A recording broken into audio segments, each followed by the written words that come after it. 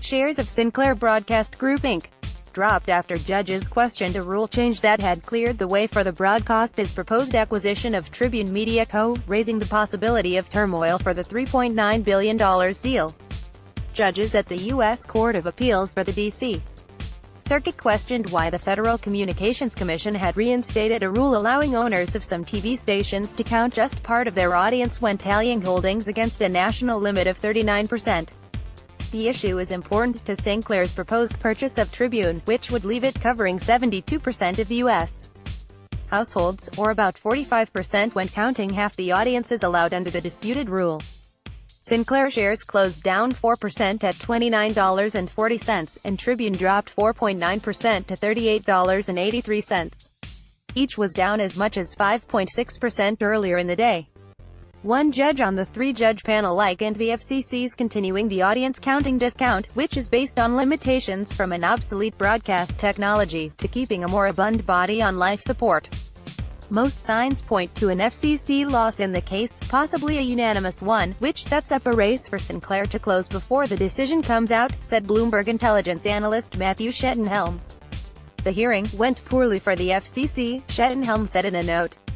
Sinclair will likely try to race to close the deal with the discount before the court rules, probably in 3Q, or by the end of September. If the FCC loses, the court could order the agency to reconsider an approval of Sinclair's deal, Schettenhelm said. Wells Fargo analyst Marcy Ryvicker said she disagrees that the outcome of the case may pose a risk to the deal. The FCC has a good chance of winning, Ryvicker said in a note. Even if the FCC does lose, the court cannot force the agency to redo its approval of this deal, Ryvicker said, adding that Sinclair can't be forced to unwind the transaction.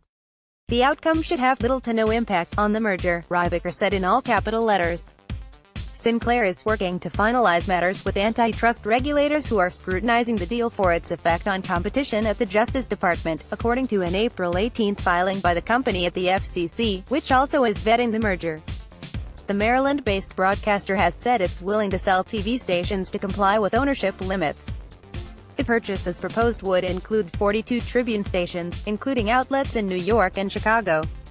Rebecca Hansen, a Sinclair senior vice president, and Tina Pelkey, an FCC spokesman, both declined to comment. The case against the FCC was filed by policy groups that oppose media consolidation. They want the FCC to revert to its earlier stance that counts the entire audience with no discounts. The FCC under a Democratic chairman eliminated the discount in 2016.